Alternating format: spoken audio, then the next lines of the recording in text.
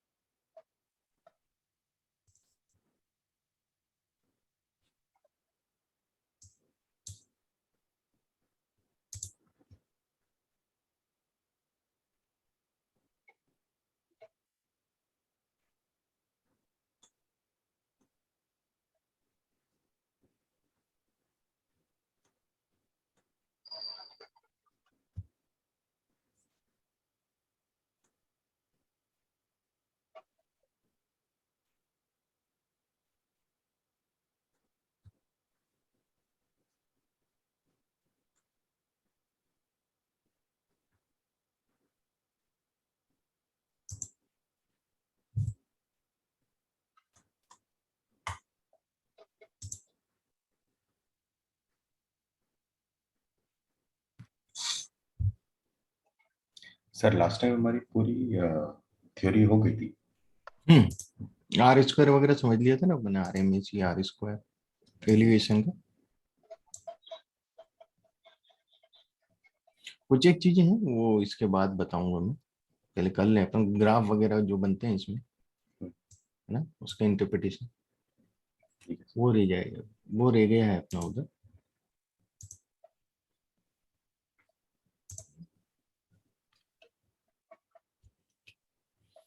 हम्म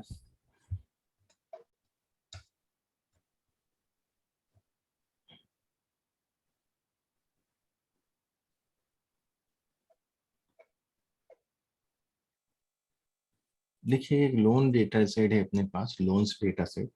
पहले भी एक बार थोड़ा सा इंट्रोड्यूस किया था इसको मैंने।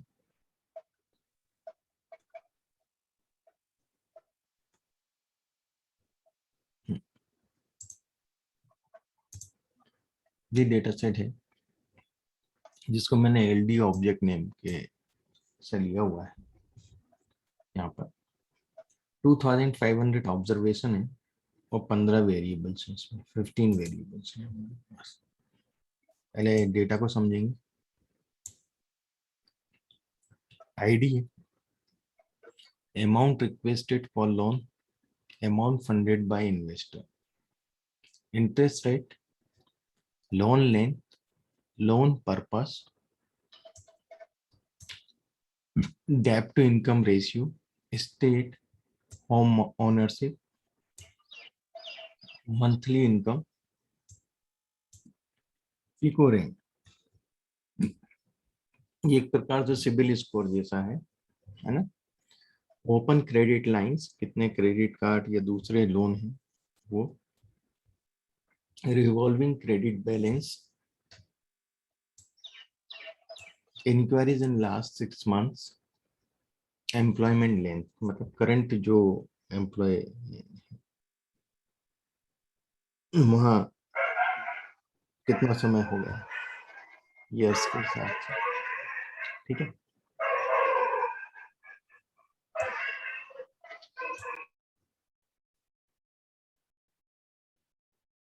ये इसमें है। अब इसमें हमारा जो टारगेट वेरिएबल है वह है कि हमें इंटरेस्ट रेट जो है हमारे पास, ये टारगेट वेरिएबल है। हमें मालूम कर एक मॉडल बनाना है जिसमें हम यदि ये सब दूसरे फीचर्स रखें तो हमें पता चल जाएगा इंटरेस्ट रेट कितना लगेगा उसमें। ये वेरी करता है इंटरेस्ट रेट ना। 8.98 लगेगा, 12.12 लगेगा, ये सब चीजें उस पे, इन सब चीजों पे डिपेंड करता है। कुछ एक चीजों पे, इनमें से 15 वेरिएबल्स में से जो 14 बचते हैं उनमें से कुछ पे इंटरेस्ट रेट डिपेंड करता है, उसके द्वारा ये डिसाइड होता है, इन सब फीचर्स के द्वारा। तो देखते हैं इसको कि हमें इंटरेस्ट रेट फाइंड आउट करना है तो क्या इंटरेस्ट लगेगा। इसमें देखिएगा जो अमाउंट रिक्वेस्टेड कॉलम है वो तो अपनी जगह ठीक है, पर अमाउंट फंडेड बाय इन्वेस्टर ये तो बात की चीज है ना। हम्म, ये हमारे प्रोडिक्टिव मॉडल में आएगा क्या?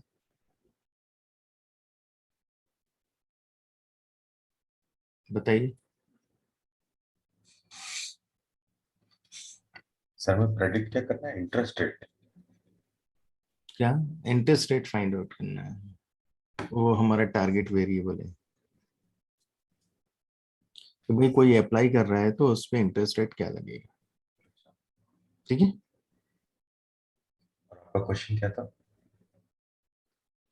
कि अमाउंट फंडेड बाय इन्वेस्टर यहाँ यूज होगा क्या? हम्म? आई डोंट थिंक उसका कोई रिलेवेंस है। हाँ, वो यूज ही नहीं होगा क्योंकि वो तो बात की चीज है, अभी तो अपन इंटरेस्ट रेट डिसाइड कर रहे हैं, फंडेड तो बाद में होगा ना। ठीक है ना? हाँ जी, फनेंद्र। सर इन्वेस्टर फंड तो यूज नहीं होगा। हम्म, इन्वेस्टर फंड तो यूज नहीं होगा। है ना, नहीं होगा ना। इस कॉलम को तो हम इनिशियल लेवल पे हटा देंगे, हमारे लिए रिडंडेंट है ये। Got it. Yes sir. तो पहले यही चीज देखी जाती है कि कौन सा फीचर उसमें हट सकता है, ठीक है ना, जो रिलीवेंट ना हो। तो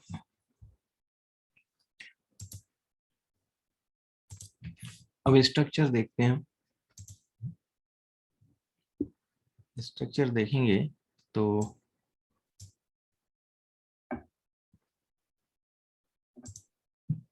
देखिएगा, पहला आईडी है, 2500 ऑब्जर्वेशन है, 15 वेरिएबल से पहला आईडी है, इंटीजर है। दूसरा अमाउंट रिक्वेस्टेड है, कैरेक्टर है। अब ये होना तो न्यूमेरिक चाहिए क्योंकि सब नंबर ही लिखे हैं इसमें, पर इसमें कोड्स दे दिया है ना। मैंने ये डेटा इसलिए इस तरह से लिया है कि छोटा डेटा, थोड़ा सा जो डेटा प्रिपरेशन है उसको हम कर पाए, है ना। मैं एकदम क्लीन अप डेटा तो मिलेगा नहीं ना, बिल्कुल क्लीन डेटा नहीं मिलेगा फॉर्मेटेड। तो हमें इसमें कुछ क्लीनिंग करना रहती है, तो थोड़ा सा प्रैक्टिस में आ जाए कि हाँ भाई हम न्यूमेरिक कन्वर्ट करेंगे। अमाउंट फंडेड बाय इन्वेस्टर वो भी कैरेक्टर है, इंटरेस्ट रेट भी कैरेक्टर है, लोन लेंथ भी कैरेक्टर है, लोन पर्पस भी कैरेक्टर है, डेब्ट टू इनकम रेशियो भी कैरेक्टर है, स्टेट कैरेक्टर है, होम ओनरशिप कैरेक्टर है, मंथली इनकम खाली न्यूमेरिक है यहाँ, फीको रेंज कैरेक्टर है, ओपन क्रेडिट लाइंस कैरेक्टर है, रिवॉल्विंग क्रेडिट बैलेंस कैरेक्टर है, inquiries in last 6 month integer है, और एम्प्लॉयमेंट लेंथ जो है वो भी कैरेक्टर है। तो लीनियर रिग्रेशन और लॉजिस्टिक रिग्रेशन का पहला जो कंडीशन होता है कि जितने भी वेरिएबल्स हैं वे सब न्यूमरिक होने चाहिए, पहला कंडीशन। तो जो कैरेक्टर है उनको हम न्यूमरिक में कन्वर्ट करेंगे। ठीक है, जो न्यूमरिक दिख रहे हैं पर कैरेक्टर फॉर्म में है, may be convertible in numeric very easily, है ना।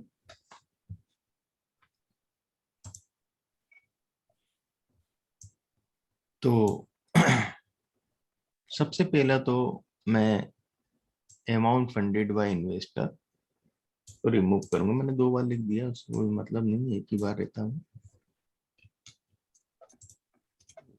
लिख के बताया था। तो LD dollar amount funded by investor null, got it जी। ये हो गया। अब 14 वेरिएबल बचे हमारे पास। मैं कुछ लाइब्रेरीज इसमें शुरू में रन करूंगा। डीप्लायर से आप सब परिचित हैं, साइक से भी आप सब परिचित हैं। माइस और वीम हम लोग जो यूज करेंगे यहाँ पर वो वैल्यूज को, मिसिंग वैल्यूज को ट्रीट करने के लिए करेंगे। लाइब्रेरीज मैंने रन कर दी।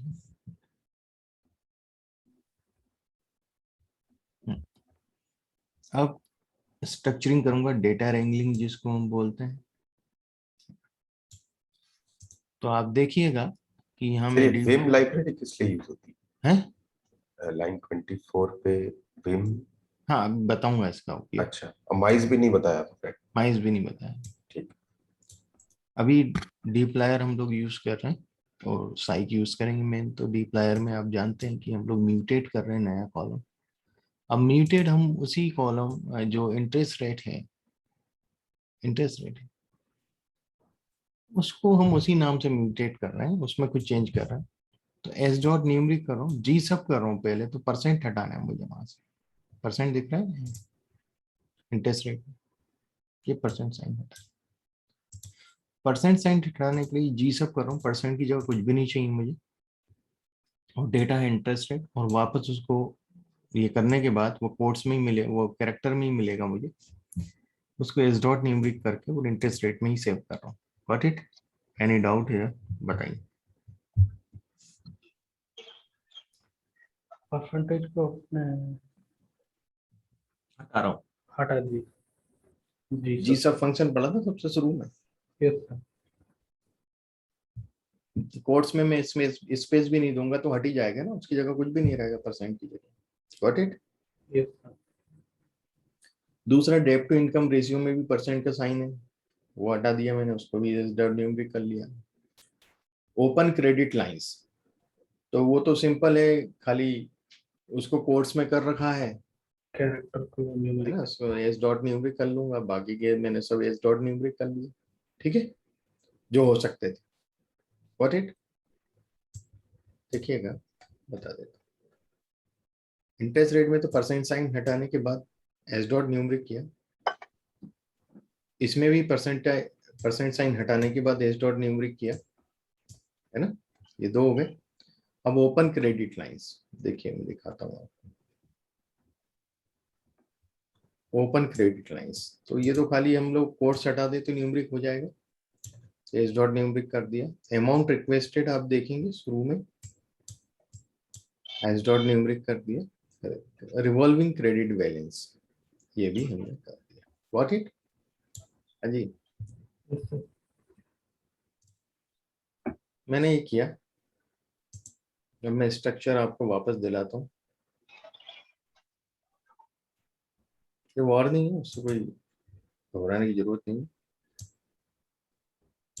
देखिएगा, ये न्यूमरिक हो गया, ये न्यूमरिक हो गया, ये न्यूमरिक हो गया।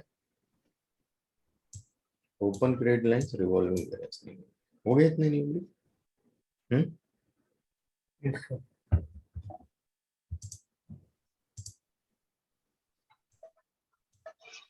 हम अब एने देखेंगे कितने हैं। 32 एने, कितने? 32। ठीक है।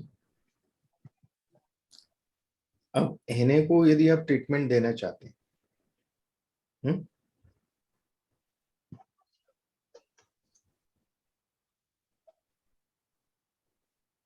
वो हमने आगे दिया है, ट्रीटमेंट में आगे दे रहा हूँ इनको। हम्म,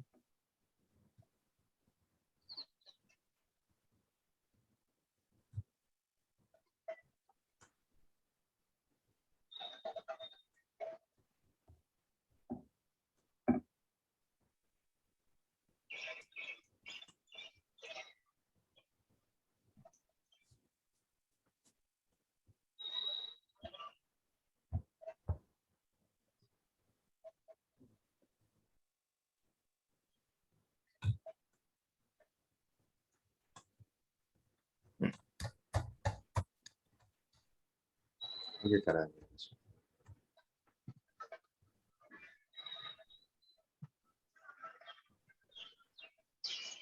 अब सेकंड जो टास्क में कर रहा हूँ वो फीको रेंज।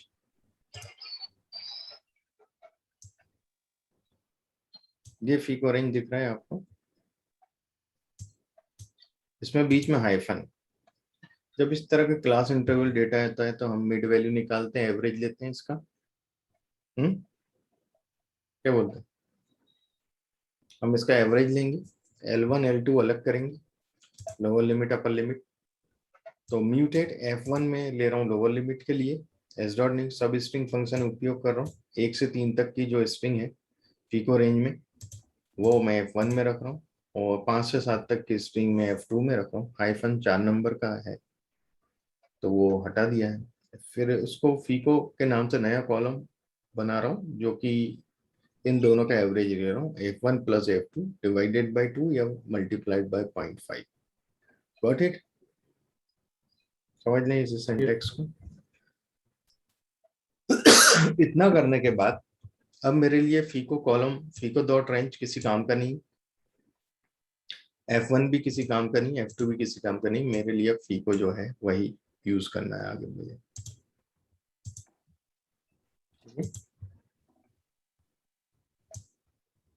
फीको डॉट रेंज हट गया, इसकी जगह फीको आ गया। Got it? जी। Yes, sir. Yes, sir. अब मैं आता हूँ एम्प्लॉयमेंट लेंथ। तो आप देखेंगे एम्प्लॉयमेंट लेंथ जो है, यदि मैं एम्प्लॉयमेंट लेंथ आपको थोड़ा सा दिखाऊं, यहाँ ऊपर करा हुआ है,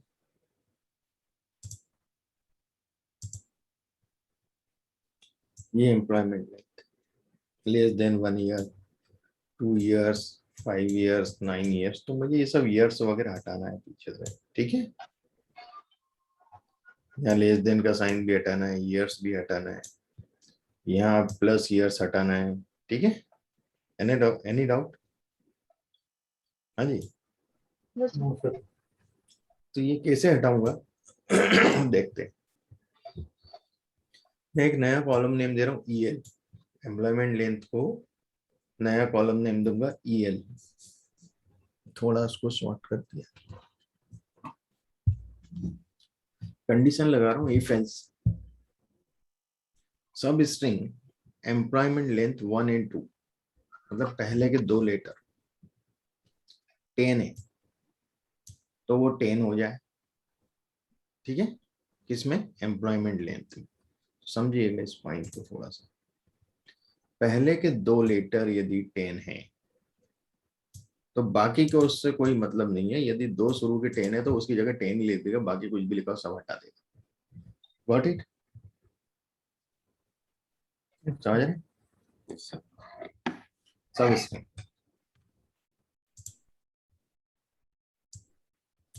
पहला तो ये कर लिया, क्योंकि अब ये EL के नाम से सेव हो गया, तो अब यहाँ पर मैं सब हर बार EL लिखूंगा, ठीक है। Got it? अब एम्प्लॉयमेंट लेंथ नहीं लिखूंगा। क्लियर हुआ? Yes, sir. अब इफ हेल्थ सब स्ट्रिंग एम्प्लॉयमेंट 1 स्मॉलर देन, तो 0 कर दे। तो जहां भी 1 साल से कम है, जहां भी स्मॉलर देन साइन देखेगा वहां 0 कर देगा, सब हटा देगा। Got it? भाई 1 साल से कम यदि कहीं पे जॉब कर रहे हैं तो क्या कहलाएगा एम्प्लॉयमेंट लेंथ? ईयर के हिसाब से क्या कहलाएगा? 0 ईयर और नॉट? बोलिए। तो Zero.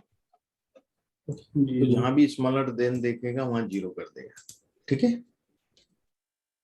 अब जहां भी ईयर्स है वो हटाना है मुझे, तो सब स्ट्रिंग ले लूंगा मैं, फिर से फंक्शन सब स्ट्रिंग नहीं जी सब ले लूंगा, जैसे पहले लिया था परसेंट में। तो जहां भी ईयर्स लिखा हुआ है वहां पर ब्लैंक चाहिए मुझे, कुछ भी नहीं चाहिए, ठीक है। अब कुछ जगह ईयर भी है, कहाँ है ईयर? ये वाला तो हट गया था, यहाँ तो 0 आ गया, ठीक है। ईयर्स भी अभी अपन हटा दिए, अब ईयर बचा हुआ, तो ईयर भी मैंने कुछ भी नहीं चाहिए। और ये सब करने के बाद ये सब मुझे कैरेक्टर में ही मिलेंगे अभी, तो जब तक कोट्स नहीं हटाऊंगा। तो मैंने सबको एक साथ एच डॉट निम्रिक कर दिया। Got it? Okay. Yes, sir. इसके बाद एम्प्लॉयमेंट लेंथ कॉलम को हटा दिया। Got it? जो पुराना कॉलम था, तो स्ट्रक्चर दिखा था। ठीक है, देखिए आगे। अब हमारे पास लोन लेंथ बचा है, स्टेट बचा है और ओनरशिप बचा है, तीन है जो कैरेक्टर है। क्लियर हो रहा है? देखिए मैंने सब जगह लिख दिया वार्निंग फॉल्स, है ना, लिखा हुआ है ऊपर, तो जहां भी वार्निंग आए उसको माइंड नहीं करना है, मैंने लिखा है सब जगह। ठीक है, अब होम ओनरशिप की बात करते हैं। ये होम ओनरशिप है मेरे पास, ठीक है।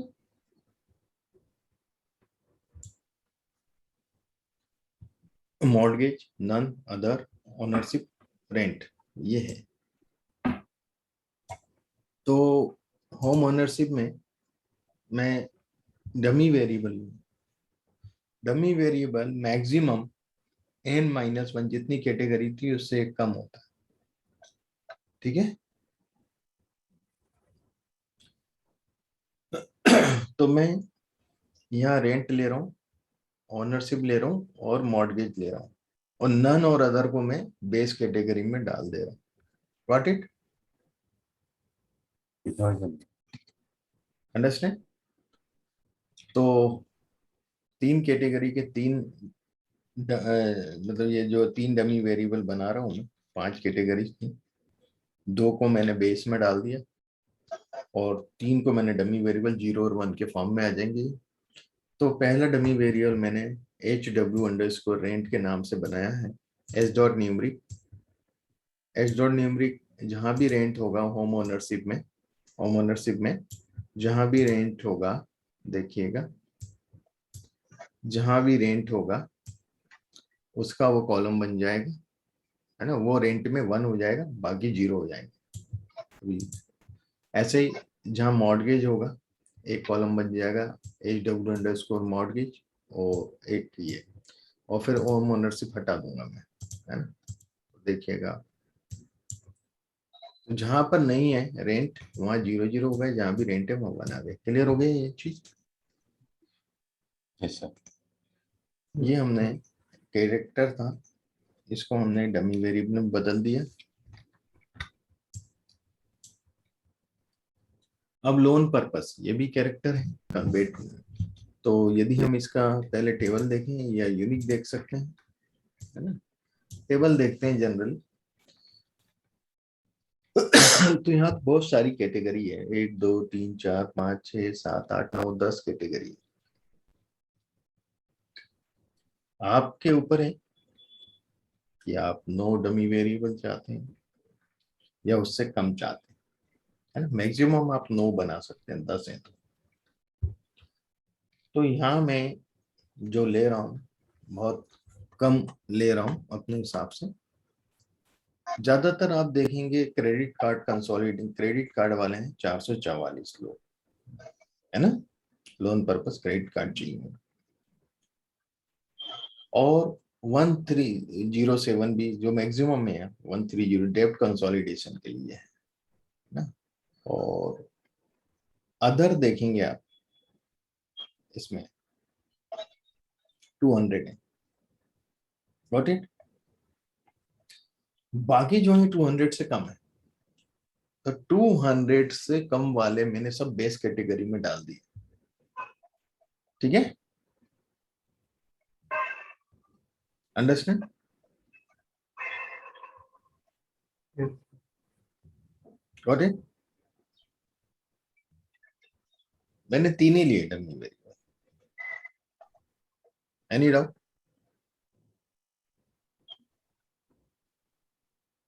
No, sir. अपने ऊपर है कि हमें कितने लेना है, बाकी बेस कैटेगरी में डाल दिया, फिर बाकी लोन पर्पस हटा दिया। देखिएगा सर ये जो आपने किया क्यों कर रहे हैं वैसे? किस बेसिस पे आपने 2 को रखा और बाकी सबको अदर में डाल दिया? नहीं, अदर तो है ना, अदर तो यहाँ है। हाँ, तो अदर जो है उसमें बाकियों को क्यों डाल दिया? देखिए 2500 है, 1 2 3 4 5 6 7 8 9 10 11 12 13 14 कैटेगरी, मैंने इसको 14 से डिवाइड किया, कितना आ रहा है? 128। 2500 ऑब्जर्वेशन हैं, है ना, और 178। तो मैंने क्या किया कि मीन जो आया इसका 178 आया, आया, ठीक है, ओके। पॉइंट क्लियर हो रहा है। तो मीन से कम यदि कहीं भी फ्रीक्वेंसी आ रही है, क्लियर हो रहा है, अच्छा, ठीक है, समझ गया।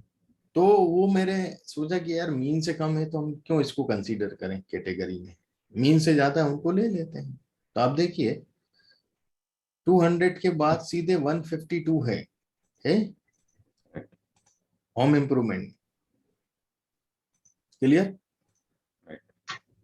तो वो तो 178 से कम है। अब क्लियर हो गया, मैं ज्यादा क्यों रखूं डमी वेरिएबल, बेस कैटेगरी में डाल दूंगा, कम कम है ना भाई, किसी को घर के लिए लोन चाहिए, 20 ही लोग हैं यार, मैं उसके लिए अलग से क्यों बनाऊं,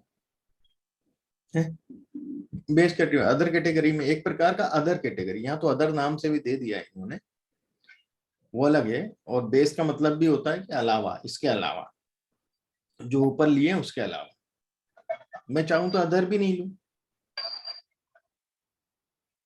भाई, अदर किसी चीज को डिफाइन कर रहा है क्या, बताइए आप, अब उसे अदर कुछ किसी पता तो लगेगा है, हाँ, आस पर। पर अपन ने रखा है इसलिए कि वो मीन के कॉन्स्टेंट्स में, ठीक है।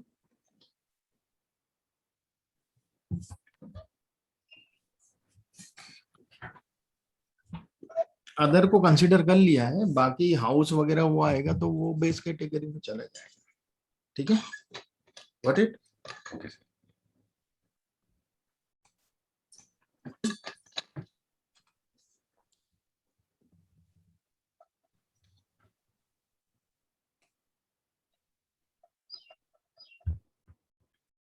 तो मैं इसको कर देता हूँ।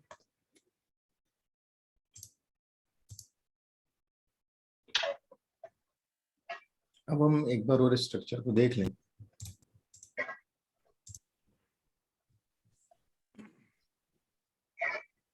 अब एक तो स्टेट बचा, और कुछ बचा क्या, बताइए। नहीं सर, सब चेंज हो गया। अब स्टेट को, क्योंकि यदि मैं स्टेट का टेबल देखूं, ये तो बहुत सारा ऐसा है,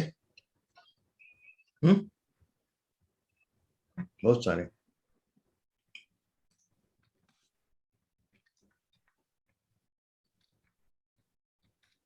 व्हाट इट, क्या करूं, इस कॉलम भी हटा देता हूं, किसी काम का नहीं, रिडंडेंट। अब देखिए क्या कैरेक्टर बच रहे भाई, लोन लेंथ नहीं किया मैंने लोन लेंथ छोड़िए, सॉरी, लोन लेंथ में दो ऑप्शन है। अब यदि लोन लेंथ का ये देखते हैं तो ये तो छोड़िए, ये तो चले जाएगा अपने 36 मंथ और 60 मंथ, तो दो कैटेगरी है, तो हम एक डमी ले लेते हैं, गॉट इट, क्या बोलते हैं,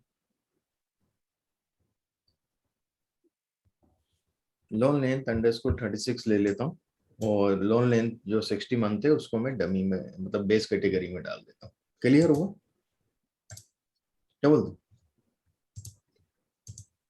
अब देखिए बेस कैटेगरी का क्या मतलब है?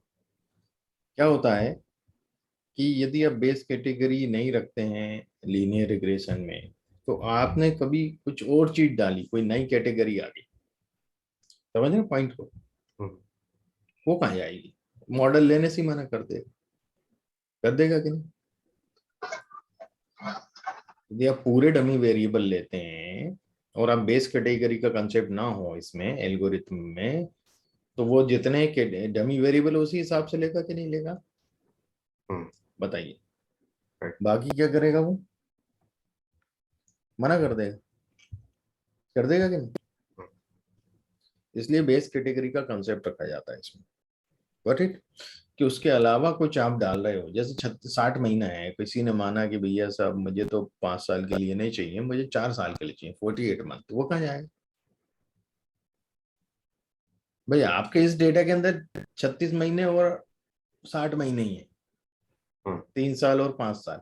भाई कोई 4 साल का भी तो लोन मांग सकता है, कोई 2 साल का भी तो लोन मांग सकता है कि नहीं? राइट। 1 साल का भी मांग सकता है, 18 महीने का मांग सकता है, फिर वो कहाँ जाएंगे? डमी में तो दिक्कत हो जाएगा ना उनको। हाँ, यदि आप इसको न्यूमरिक में कन्वर्ट कर देते हैं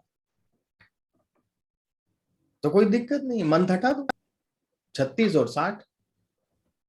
गॉट इट? ठीक है। क्या बोलते हैं?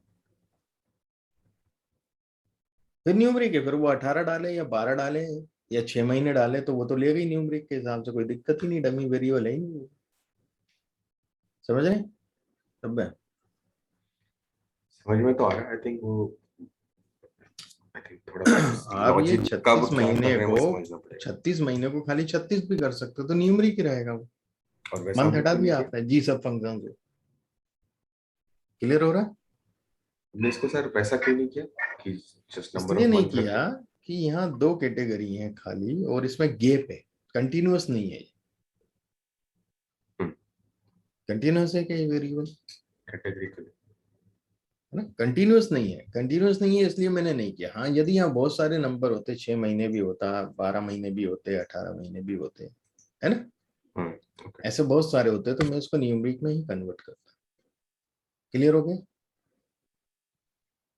मेरे पास 2 ही ऑप्शन है, 36 और 60। पॉइंट क्लियर हो रहा है? हाँ सर। मैंने 36 को डमी ले लिया और बाकी को बेस में डाल दिया, यदि इसके अलावा कुछ डालेगा तो बेस में आ जाएगा।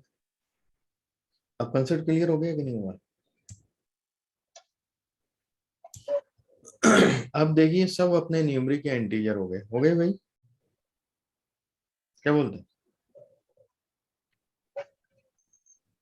हम्म? अब डेटा हमारे पास हो गया क्लीन। ठीक है,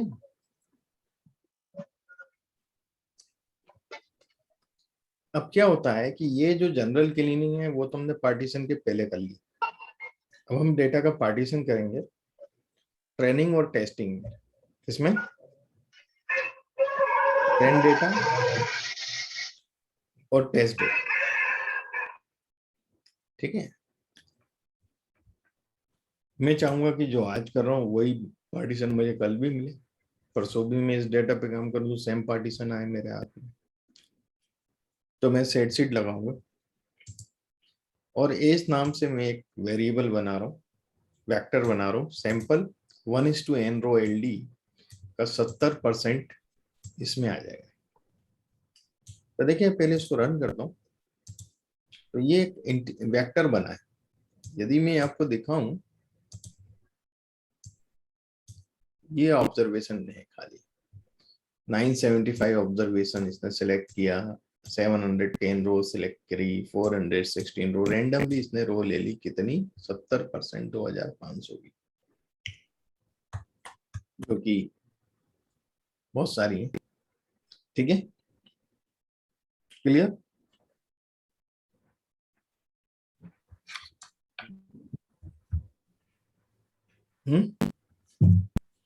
ये इसने रो सिलेक्ट कर ली। एनी डाउट यहां तक? 70% रो आ गई। उस 70% रो को मैंने ट्रेनिंग डेटा सेट में लिया, एल डी एस, एस मैंने लिया, एस क्यों ले रहा हूं कि रो के नंबर है, और कॉमा एलडी के अंदर एस वाली रो ले रहा हूं, जो मैंने इसमें को रो नंबर सिलेक्ट किए, ये वाले, ये सब रो नंबर ले रहा हूं। ठीक है, मैं एल डी स्क्वायर ब्रैकेट में 2 लिखूंगा तो क्या आएगा एस की जगह? बताइए। 2 रोज आए। सेकंड रो आएगी ना, खाली 2 रो है, सेकंड रो आएगी। सेकंड रो आएगा। हाँ करेक्ट। अब ये रो की इंडेक्सिंग है, मेरे पास पूरा सेट है रो का, एक वेक्टर है कि नहीं? एस जो है वो रो का वेक्टर है कि नहीं है, बताइए आप। रो इंडेक्सिंग का वेक्टर है कि नहीं है ये? भाई मैंने सैंपल निकाला ना, 1:n row L D, 0.7 n row L D. Row की बात कर, रो का वेक्टर है कि नहीं है रो नंबर? तो एस जो है वो रो नंबर है, वही रो नंबर का मुझे पूरा, कॉमा के बाद मैंने ब्लैंक छोड़ दिया एलडी में, तो पूरे कॉलम मिलेंगे कि नहीं मिलेंगे, है ना। देखिएगा अब ट्रेंड 1750 ऑब्जर्वेशन 17 वेरिएबल्स, ये मेरे को 70% डेटा जो है वो ट्रेनिंग डेटा सेट में आ गया। Got it. ठीक है। और टेस्टिंग में मैं रिमेनिंग जो रो एस में नहीं है, माइनस एस जो इसने छोड़ दी 25%, 20%, 30%, 70% या 30%, ये आ गया। देखिएगा 750 हो गया। दोनों को जोड़ें 2500 आ रहा है। क्या बोल, ठीक है। तो पहला जो टास्क किया था हमने वो डेटा रैंगलिंग था। क्या था, यहाँ लिखा है मैंने। पहला टास्क क्या था, पार्टीशन के पहले क्या किया हमने, डेटा रैंगलिंग, जो भी उसमें अशुद्धियां थी सब दूर करी है। ठीक है, डेटा को न्यूमेरिक फॉर्मेट में लेके आ गए, ये डेटा रैंगलिंग हो गया। सेकंड टास्क हमने किया डेटा पार्टीशन। क्या, partition the data. Got it. तीसरा टास्क हम कर रहे हैं फीचर इंजीनियरिंग। क्या कर रहे हैं, फीचर के साथ engineering, feature engineering, treatment of missing values, सबसे पहला कॉलम। ये हमने शुरू में क्यों नहीं किया पूरे डेटा के साथ, क्योंकि जब मिसिंग वैल्यू का ट्रीटमेंट करेंगे तो उसमें हम हो सकता है कि पूरे कॉलम का मीन ले, तो उसमें टेस्ट डेटा भी शामिल हो जाता कि नहीं हो जाता, मीन लेती वक्त हो जाता, पूरे डेटा से करते तो बाद में हम पार्टीशन करते ट्रेनिंग और टेस्ट, तो उसका तो रिफ्लेक्शन कहीं ना कहीं ट्रेनिंग में आता कि नहीं आता।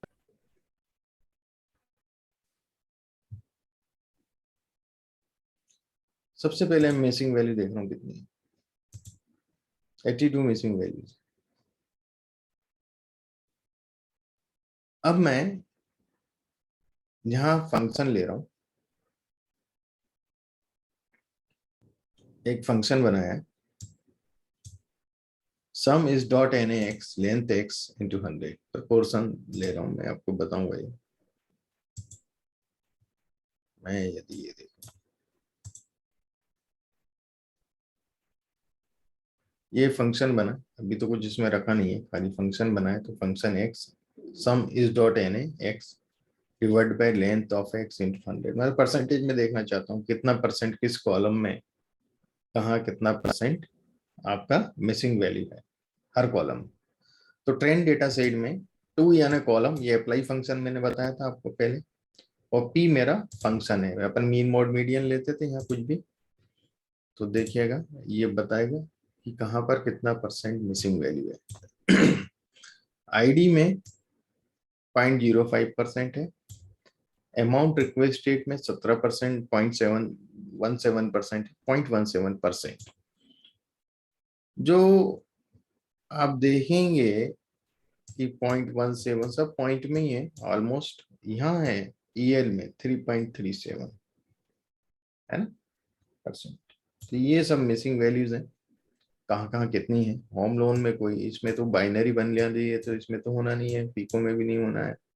ठीक है, तो कुछ एक कॉलम में है मिसिंग वैल्यू, अब इसके ट्रीटमेंट देखते हैं हम क्या करेंगे। सो अब मैं ईएल में जहां सबसे ज्यादा दिख रहा है मैं इसको लिया हूं और देखता हूं कि यहाँ कितनी है total missing value. 59 missing values है ना। और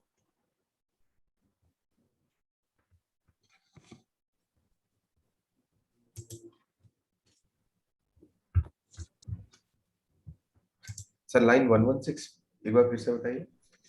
अप्लाई फंक्शन यूज किया ट्रेन डेटा में 2 फॉर कॉलम, और पी ये जो फंक्शन बनाया है मैंने, ये टू फॉर कॉलम मतलब हम फंक्शन 1 में लिखेंगे तो रो बताएगा, रो पे अप्लाई करेगा ये वाला फंक्शन। अच्छा कॉलम पे अप्लाई कर रहे हाँ, ठीक है। हैं।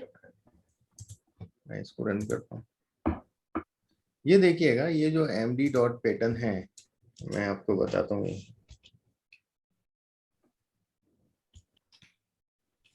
माइस लाइब्रेरी का है, ठीक है। क्या कर रहा है वो भी बताऊंगा। तो md डॉट psb माइस लाइब्रेरी का है ना। तो ये क्या करता है मैं बताता हूँ। तो मैं इसको पहले जूम करता हूँ, आप समझ पाएंगे।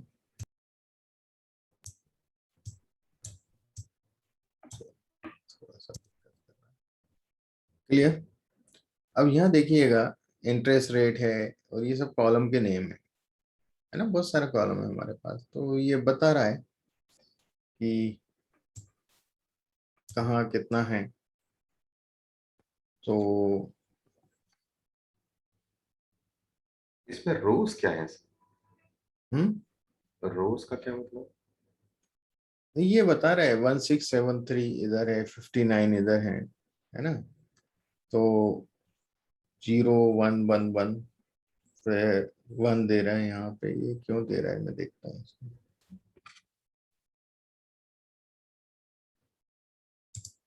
मैं इसमें पेयर्स देखता हूँ, फिगर में इतना क्लियर नहीं हो रहा है।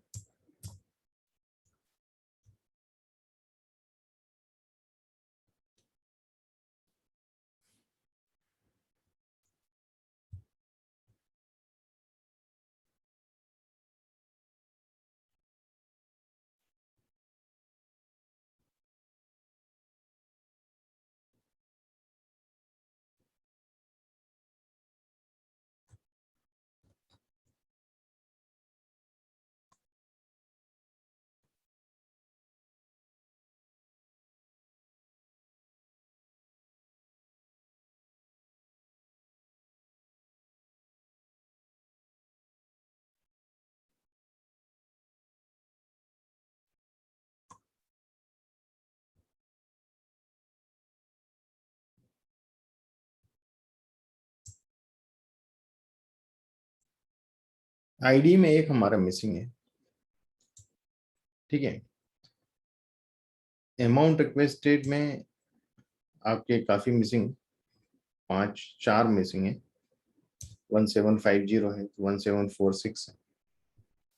तो ये बता रहा है कि इसमें कितने एक्टिव हैं, मतलब कितने सही हैं, और माइनस करके हम मिसिंग निकाल सकते हैं। ये चीजें इससे पता चली, फिगर इतना क्लियर नहीं बता रहा है। ये फंक्शन है पर हम लोग इसका वो कम ही यूज करते, मैंने यहाँ अप्लाई कर दिया इसको। अब यहाँ मैंने क्यों अप्लाई किया, ये मार्जिन प्लॉट में देखता हूँ, मैंने एक बनाया था इसमें। तो ये भी रिवॉल्विंग क्रेडिट बैलेंस और एम्प्लॉयमेंट लेंथ, तो उसके कॉम्बिनेशन को देखने के लिए बनाया है। तो ये कोई मतलब नहीं है इसका, है ना, काफी टेक्निकल है तो हम इसको नहीं ले रहे।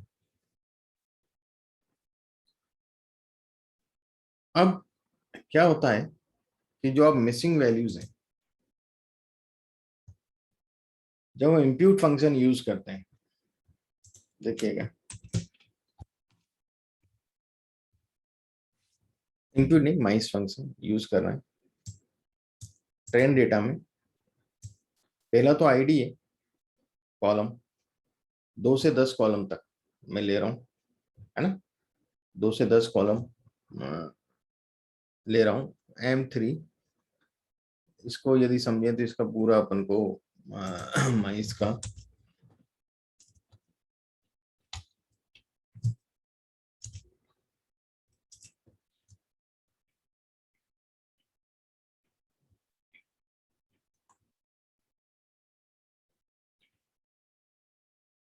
मल्टीपल इम्पुटेशन जो होते हैं वो 5 आते हैं, बताता है कि कौन सी वैल्यू रखना है। एक्चुअली ये क्या करता है, जो माइस फंक्शन है, हम लोग इसमें एक लीनियर रिग्रेशन अलग से चला रहे हैं अंदर ही। तो ये क्या कर रहा है, उसके हिसाब से अपन को मिसिंग वैल्यू बताएगा कि ये रखो आप। यदि आप मीन रखते तो जरूरी मीन सब पे अप्लाई हो, जहां भी मिसिंग वैल्यू आ रही है उस कॉलम का मीन। तो ये एक बिजनेस लॉजिक के हिसाब से हमें 5 डिफॉल्ट अलग अलग एल्गोरिथम के हिसाब से वो वैल्यू निकाल के देता है कि यहाँ ये वैल्यू आएगी मिसिंग में, इस जगह पे ये वैल्यू रखना है आपको, ये बताएगा। तो मैं 5 नहीं चाहता हूं, मैं 3 एल्गोरिथम चाहता हूं खाली। m बराबर 3, और ये रेंडमली लेता है ना। कुछ चीजें इसमें हैं जो रैंडम है। एक सेकंड।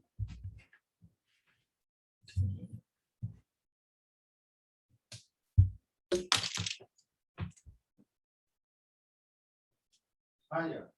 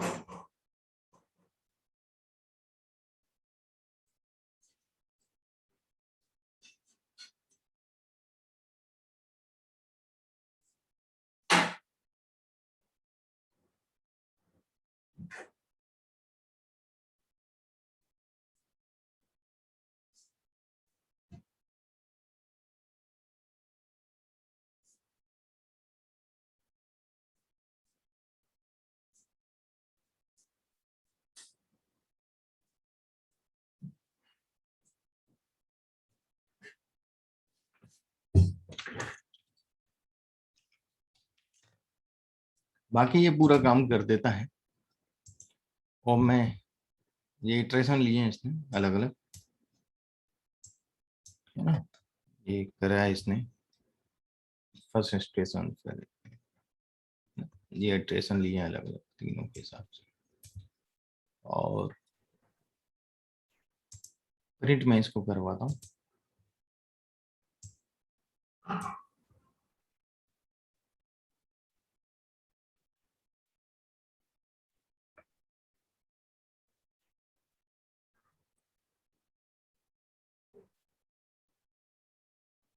ये तो मैट्रिक्स शो कर रहा है।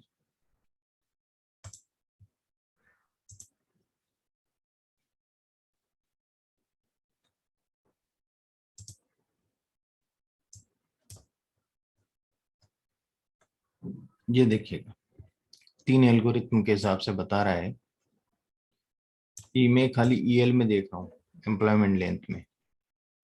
तो 480 ऑब्जर्वेशन में ये बोल रहा है कि एम्प्लॉयमेंट लेंथ 0 रखना चाहिए, यहाँ 8 रखना चाहिए, यहाँ 10 रखना चाहिए। ठीक है, ईयर्स में यहाँ 4, 10, 3, 3 में से कोई एक इस ऑब्जर्वेशन में।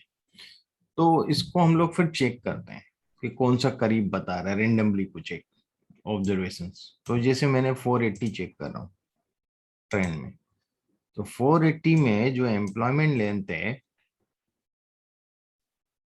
देखिएगा एम्प्लॉयमेंट ईएल,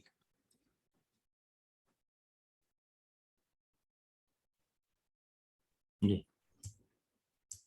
एनए है ना। ये मैंने देखा। फिर 2424 देखें,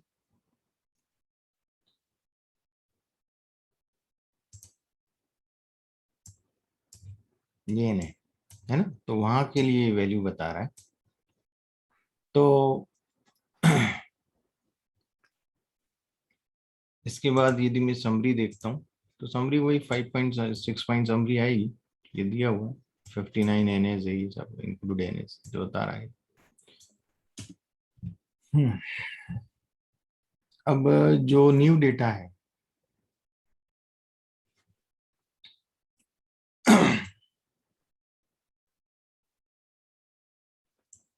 मैं कंप्लीट कर रहा हूँ इसको। कंप्लीट जो फंक्शन है यदि आप लिखेंगे,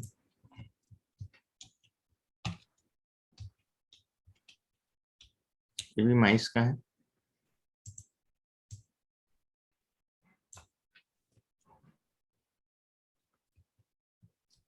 तो कंप्लीट इम्प्यूट वन यानी जो पहले नंबर वाला है, ये वैल्यू सब में भर देगा, है ना। ये वैल्यू सब में भर देगा। अब 2 लिखेंगे तो ये वाली वैल्यूज भरेगा, और 3 लिखेंगे तो ये वाली वैल्यूज, EL की मैं बात कर रहा था अभी। तो ये इम्प्यूट वन यानी पूरे डेटा में, कंप्लीट डेटा में भर देंगे। ये न्यू डेटा आ गया मेरा 1717, जो आपका ट्रेनिंग डेटा था, इसी का नया डेटा आ गया। 9 वेरिएबल्स, ऑब्जर्वेशंस ऑफ 9 वेरिएबल्स। तो ये जो 9 वेरिएबल थे जिनमें मिसिंग वैल्यूज थी वो सब भर दिए उसने अपने हिसाब से। ठीक है, अब डमी डीएफ बना रहा हूँ मैं, dummy data frame train. Select house rent to LL6, जहाँ डमी, जहाँ हमारे पास वैल्यूज नहीं थी, मिसिंग वैल्यूज नहीं थी, पूरी वैल्यूज थी, उसको वो मैंने अलग कर लिया ट्रेन में से। और फिर दोबारा से मैंने LD_ ट्रेन बना रहा हूँ। अभी तो ट्रेन था वो, अब क्यों मैंने LD_ ट्रेन पहले नहीं रखा, जबकि LD_ टेस्ट तो रखा था, ट्रेन नहीं रखा था। तो मैंने ये किया, सी बाइंड किया, कॉलम बाइंड। तो जो ID equal to train ID की आईडी ले ली मैंने, है ना, आईडी के नाम से। और न्यू डेटा जो मेरा था ये वाला, ये ले लिया जिसमें मिसिंग वैल्यू रखी, और डमी डीएफ जो ये कॉलम थे ये ले लिए। तो वापस से मेरे को 17 वेरिएबल मिल गए बिना किसी मिसिंग वैल्यूज के। अब मैं आपको देखा, अभी भी 5 मिसिंग वैल्यू बता रहा है। अब ये 5 मिसिंग वैल्यू जो हैं ये किसी और कॉलम्स में रही हैं, जो हमने ट्रीट किए थे वो किए थे 2 से 10 तक। तो ये बहुत कम रेशियो है, तो मैं इन मिसिंग वैल्यूज वाले ऑब्जर्वेशंस को हटा देता हूँ। ठीक है, मैंने हटा दी। अब मेरे पास ऑब्जर्वेशन कम हो गए, 1747 हो गए। ठीक है, 175 कितना था मेरे पास, 1750 था, तो 1747 हो गया मेरे पास ये LD_ टर्म हटाने के बाद। और यदि मैं अब देखूं तो 0 आ गया। ठीक है,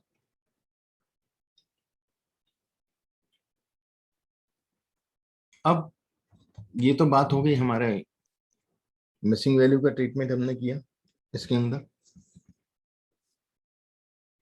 आप चाहते तो पूरी मिसिंग वैल्यू जितनी थी हटा सकते थे, पहले भी पूरे ऑब्जर्वेशन हटा सकते थे, बहुत ज्यादा नहीं थे, हटाया जा सकता था, पर मैंने उसको खाली समझाने के लिए कि मिसिंग वैल्यू के ट्रीटमेंट कैसे होते हैं। अब हम आउटलायर्स की बात करते हैं। तो एमॉन रिक्वेस्ट स्टेट में हम देखते हैं हिस्टोग्राम, तो पॉजिटिव स्क्यूड है। बॉक्स प्लॉट बना के देखेंगे आउटलायर है कि नहीं, तो ये बता रहा है कुछ आउटलायर्स हैं, है ना। और मैं स्क्यूनेस चेक करता हूँ इसकी साइक फंक्शन के, तो 0.93 है, हाईली स्क्यूड है डेटा। क्वांटाइल हम मालूम करते हैं पहले, तो minimum value, first quartile, median, third quartile, maximum value. तो जो अपर साइड ही है आउटलायर, तो हम third quartile plus 1.5 into Q3 minus Q1, Q3 minus Q1, तो हमें अपर लिमिट मिल जाएगी। अपर लिमिट हमारी आई 33,500, जबकि मैक्सिमम है 35,000। ओके, तो इससे ज्यादा की वैल्यूज हैं। तो हम देखेंगे कि जो वैल्यू अपर लिमिट से ज्यादा है कितनी है, कितने आउटलायर्स हैं। 46 आउटलायर्स हैं। अब 46 आउटलायर्स को हम लोग सेट कर रहे हैं, फ्लोरिंग कर रहे हैं इसकी, सॉरी कैपिंग कर रहे हैं। तो जो भी इफ एल्स फंक्शन ले रहा हूं मैं इसमें, कि LD train amount requested greater than, जो भी इस वैल्यू से ज्यादा होगा उसी वैल्यू पे आ जाए, मतलब 33,500 हो जाए। यदि कोई वैल्यू से ज्यादा है बाकी वैसी ही रहेंगी। तो ये मैंने कर दिया जी, है ना। ऐसे इंटरेस्ट रेट का देखा मैंने, तो यहाँ भी कुछ आउटलायर्स दिखी हैं, पर क्योंकि ये डेटा जो था, आप यदि इसका हिस्टोग्राम देखें तो ये एक प्रकार से नॉर्मल हिस्टोग्राम है। यदि स्क्यूनेस देखें तो 0.30 जो कि 0.5 से कम है, तो नॉर्मल ट्रीट किया जाएगा। तो नॉर्मल के लिए हमारे पास अलग फार्मूला होता है कि mean plus 3 into standard deviation, है ना। तो हमने वही किया, mean plus 3 into standard deviation, और ये भी कर डाला। ठीक है, और इसमें देखें कितनी आउटलेयर आ रही, तो एक भी नहीं है ना, मीन के हिसाब से एक भी नहीं बता रहा। बॉक्स प्लॉट के हिसाब से बता रहा है, बॉक्स प्लॉट मीडियन फैमिली को रिप्रेजेंट करता है, तो वैसे इसमें एक भी आउटलेयर नहीं है, तो हमें कुछ ट्रीटमेंट नहीं करना पड़ा। हमने बाकी में भी देख लिया, जो भी न्यूरिक थे ये तो नॉर्मल है, तो यहाँ तो है ही नहीं। इसमें भी देखिए मंथली इनकम के अंदर बहुत से हैं, तो स्क्यूनेस देखें तो हमारे पास बहुत ज्यादा है, यहाँ देखिए 4.42। तो जब स्क्यूनेस इतनी ज्यादा है, 1 से बहुत ज्यादा होती है, ऊपर होती है, तो हम इस स्क्यूनेस को कंट्रोल करते हैं, कुछ दूसरे स्केल में कन्वर्ट करते हैं उसको। मैंने लॉग स्केल लिया है। लॉग स्केल इसलिए ले पाया कि मंथली इनकम में कहीं भी जीरो नहीं है ना, कुछ ना कुछ तो इनकम है। तो मैंने LD डॉलर मंथली इनकम के नाम से ही इसको सेव करूंगा और लॉग स्केल ले लूंगा, लॉग ले लूंगा इनकम का। अभी जो इनकम है यदि आपको दिखाऊं मैं, ये है, ठीक है, और मैं इसको लॉग में कन्वर्ट कर रहा हूं। देखिए ये आगे 8.24, 7.82 लॉग वैल्यू ले ली। लॉग वैल्यू के बाद फिर मैं आपको इसका स्क्यूनेस दिखाता हूँ। तो स्क्यूनेस कितना आ गया देखिएगा, पहले 4.42 था, 1.10 आ गया। 1.10 का मतलब क्या हुआ, ये डेटा नॉर्मल हो गया कि नहीं? हम्म।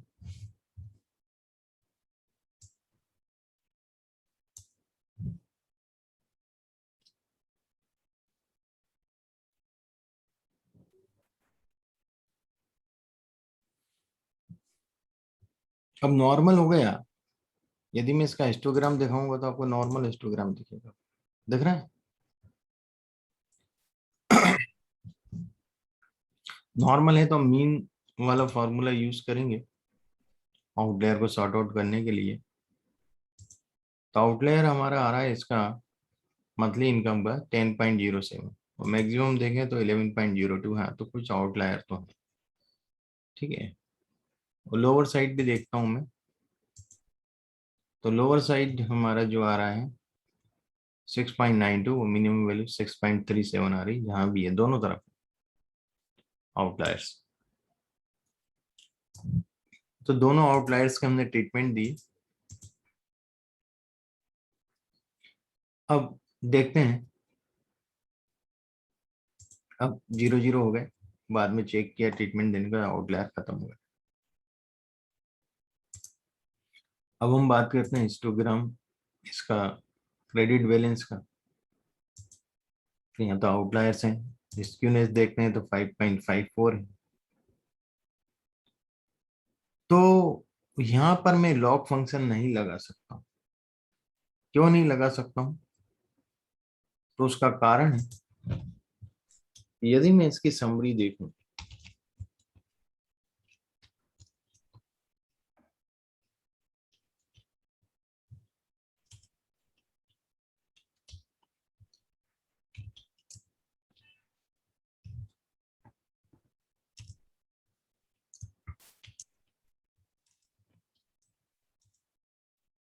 तो मिनिमम वैल्यू 0 बता रहे हैं, मतलब 0 है इस डेटा में, ठीक है।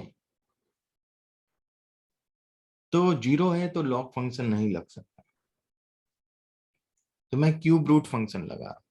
क्या फंक्शन यूज कर रहा हूँ भाई? क्यूब रूट, क्योंकि स्क्यूनेस यदि मैं देख रहा हूँ इसका, जहां तक 5.54 बहुत ज्यादा है स्क्यूनेस। स्क्यूनेस को कंट्रोल करने के लिए हम लोग ये लगाते हैं, तो मैं ये लगा रहा हूँ। और अब मैं यदि आपको स्क्यूनेस दिखाऊं इसका, तो 0.34 आ गया, हो गया कंट्रोल, 0.5 से कम हो गया, नॉर्मल हो गया। हिस्टोग्राम भी दिखा देते वापस से, कहाँ थे?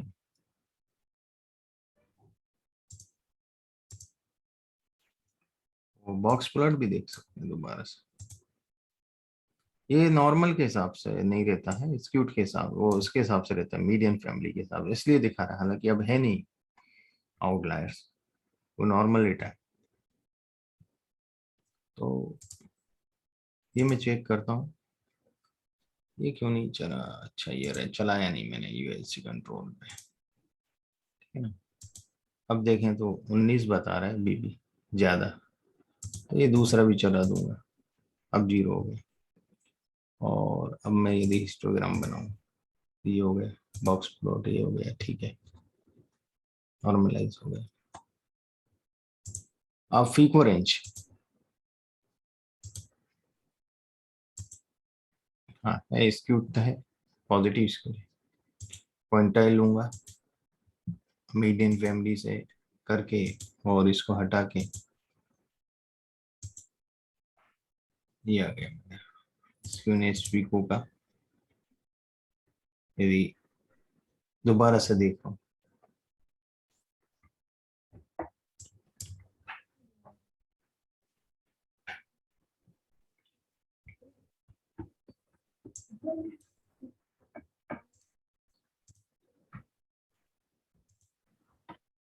ये आउटलायर्स हट गए दोनों तरफ। ये हमने फीचर इंजीनियरिंग का काम किया। ये पूरा काम ट्रेनिंग डेटा सेट पे होता है, ठीक है, उसके हिसाब से ही होता है। अब हम बात करेंगे मॉडल फिटिंग की।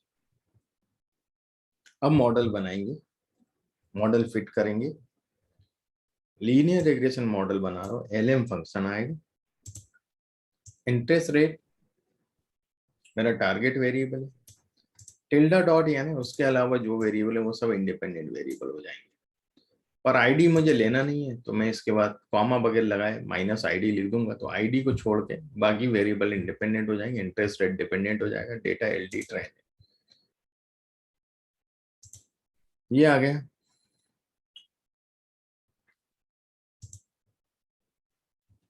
प्लॉट में नहीं लूंगा, गलती से ले लिया मैंने,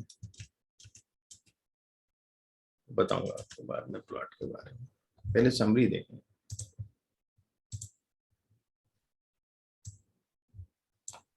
ये समरी हमारे पास आई,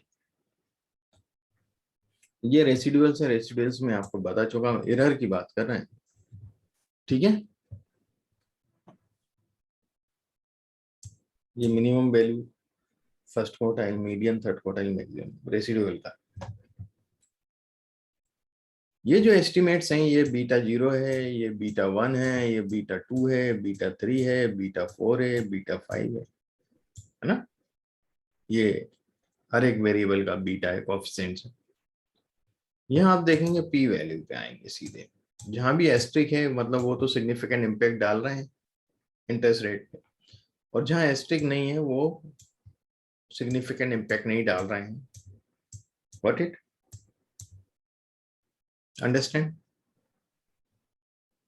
तो उन वेरिएबल को 1 बाय 1 हमें हटाना पड़ेगा, तो जिसका भी पी वैल्यू सबसे ज्यादा होगा उसको पहले हटाएंगे। What it. और उसके पहले मैं चाहूंगा कि मैं अभी फिगर पे नहीं आ रहा हूँ, ये सबसे लास्ट में देखेंगे हम। एक कार पैकेज है जिसमें फंक्शन है VIF। VIF जो होता है मल्टी कोलिनियरिटी को खत्म करता है। मल्टी कोलिनियरिटी होती है डेटा में, दो वेरिएबल आपस में हाईली कोरिलेटेड है, इंडिपेंडेंट वेरिएबल, तो उसमें से कोई एक हम रखें, एक को हटा दें। तो वेरिएंस इन्फ्लेशन फैक्टर के द्वारा हम चेक करते हैं कि कौन सा जो है हटाया जा सकता है, ठीक है। तो कार लाइब्रेरी है वो हम यूज करते हैं, और मैं सॉर्ट फंक्शन इसलिए लिया हूं कि मैं जमाऊंगा कि सबसे ज्यादा VIF सबसे ऊपर, फिर उससे कम, उससे कम। मैं शुरू के 3 VIF ले रहा हूँ खाली, ठीक है।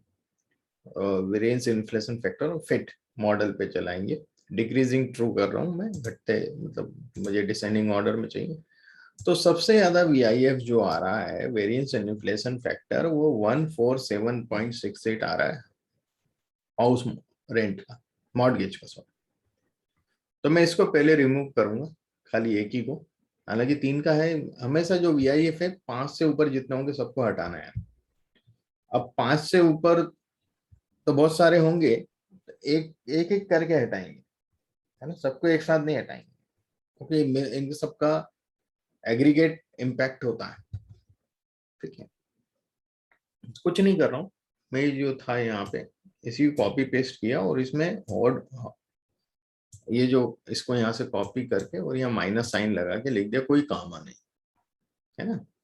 और इसको रन किया और वापस से मैं VIF चेक कर रहा हूँ, तो आप देखिएगा कि वो जो VIF था पिछली बार हाउस रेंट का और हाउस ओनरशिप का अपने आप कंट्रोल में आ गया, कहीं पे आ ही नहीं रहा यहाँ टॉप 3 में, है ना। तो वह एक को हटाया तो दूसरे अपने आप कंट्रोल हो गए क्योंकि मिला जुला इफेक्ट था। ठीक है, अब ये सब 1 से कम हो गए तब मुझे आगे कुछ करना नहीं, मतलब 5 से कम है, 1 से नहीं 5 से कम है, तो आगे कुछ मुझे VIF का काम बचा नहीं। अब मैं देखूंगा एक वेरिएबल तो हमने कम कर दिया, है ना, मॉडल में। अब देखते हैं दूसरे क्या होते हैं, समरी में कितने कम होते हैं P वैल्यू से। तो यहाँ देखिएगा 0.58 है, यहाँ 0.10 है, 0.34 है, 0.69 है, तो सबसे ज्यादा कौन सा है, 0.69 है। तो 0.69 किसका है, होम ओनरशिप का है ना। तो हम होम ओनरशिप को भी माइनस कर देंगे, फिर समरी चेक करेंगे। अब क्या बचा, अब 0.38 है, 0.11 है, 0.57 है, 0.57 डेब्ट टू इनकम रेशियो। तो मैं डेब्ट टू इनकम रेशियो भी हटा दूंगा जो कि इम्पैक्ट नहीं डाल रहा है ना। फिर समरी चेक किया मैं, तो अब मेरे पास 0.10, 0.38 जो है होम रेंट का, हाउस रेंट का। ठीक है, तो हाउस रेंट को भी हटा दूंगा मैं, फिर समरी चेक करता हूं मैं। अब है EL, एम्प्लॉयमेंट लेन, उसका कोई इम्पैक्ट नहीं पड़ता कि आप कहाँ काम कितने समय से कर रहे हो। ठीक है, तो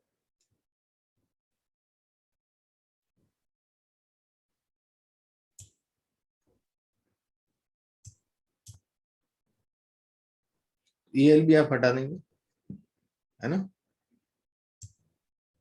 यहाँ नहीं हटाया मैंने, यहाँ हटा देते हैं।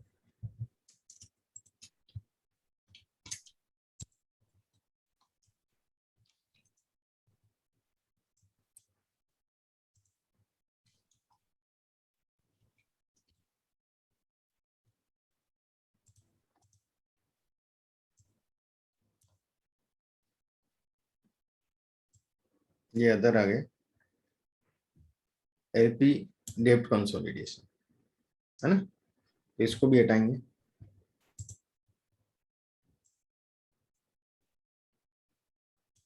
मैं इसी में हटा देता हूँ।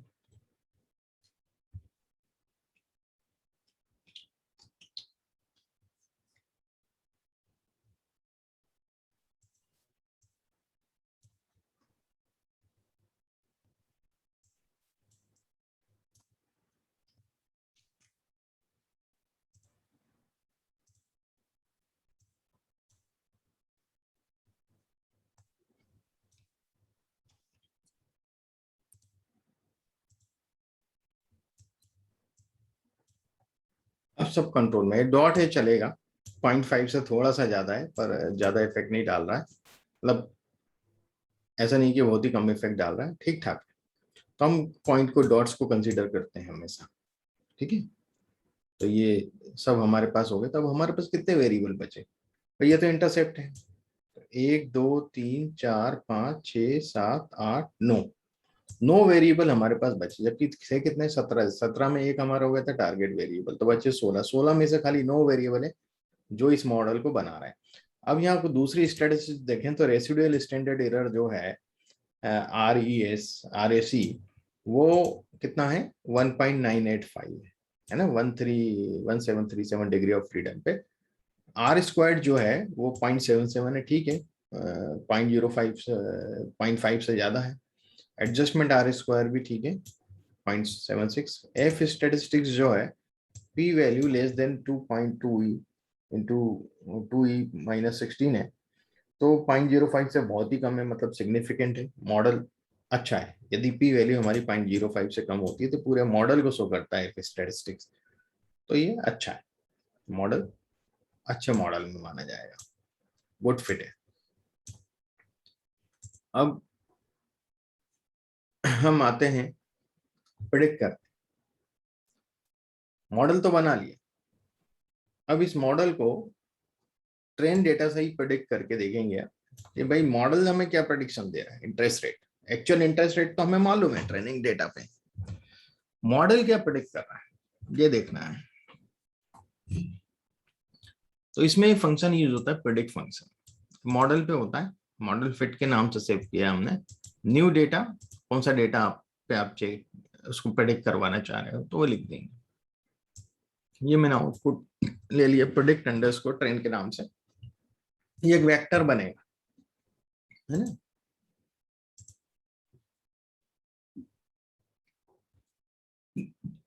तो ये वेक्टर है, तो यदि मैं इसका हेड दिखाऊं वेक्टर का तो देखिएगा,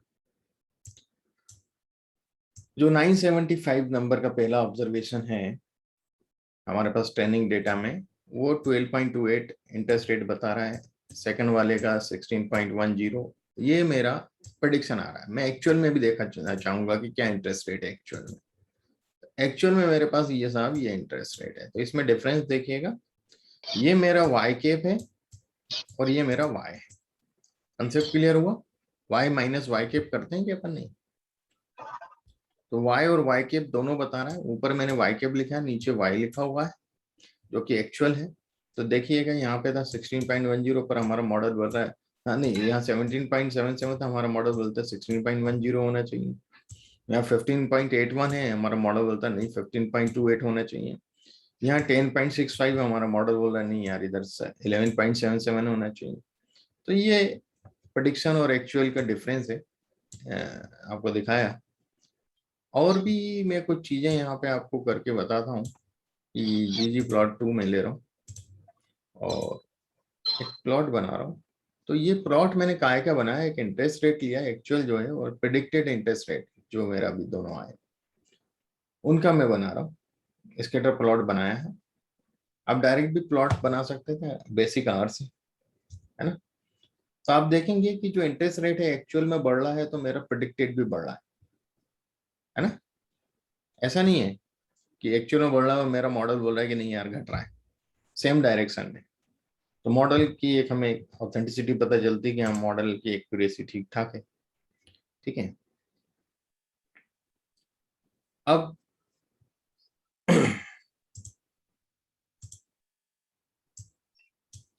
ये मॉडल में जो जो वेरिएबल्स हैं, जो फिट मॉडल बना है हमारा, उसमें इफेक्ट बताता है, रैंक बताता है, डीएफ रेसिडुअल मॉडल वगैरह, ये खाली नेमिंग्स मैंने आपको दिखाए हैं, इसका कोई जरूरत नहीं है।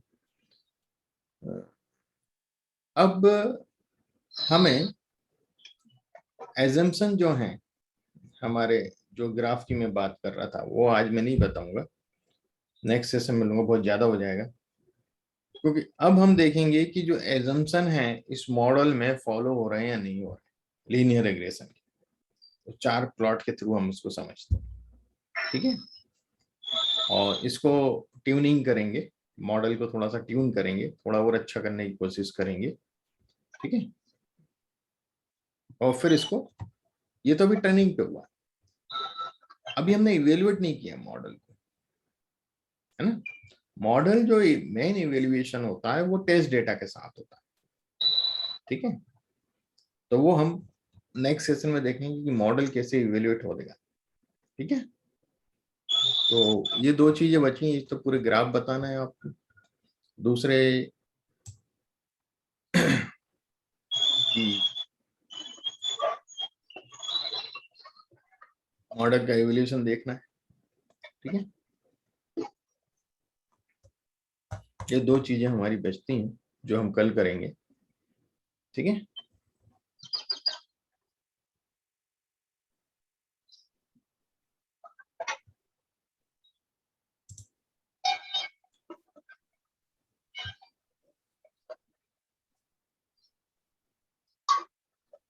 मैं स्क्रिप्ट शेयर कर रहा हूँ आप लोगों को, डेटा सेट तो मैंने पहले शेयर किए हुआ है एक फोल्डर, ठीक है।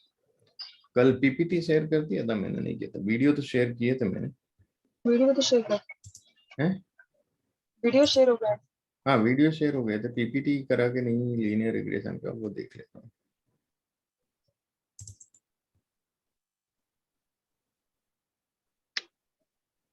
लीनियर रिग्रेशन कर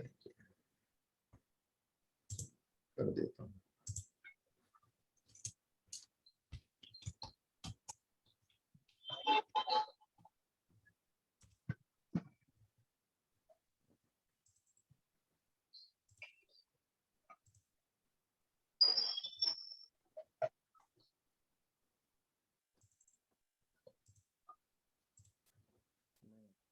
डेटा की भी फाइल इसी में डाल देता हूँ, है ना?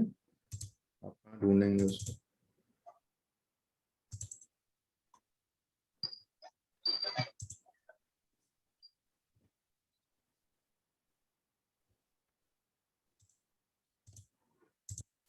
दो डेटा सेट है, अभी अपन ने एक ही पे काम किया है।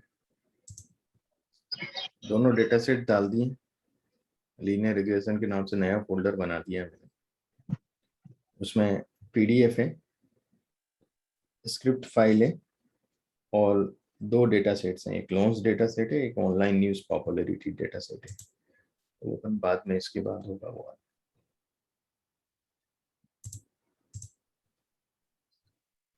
ठीक है, तो आज के लिए इतना सफिशिएंट है मेरे ख्याल से। हाँ जी। सफिशिएंट से भी ज्यादा है सर।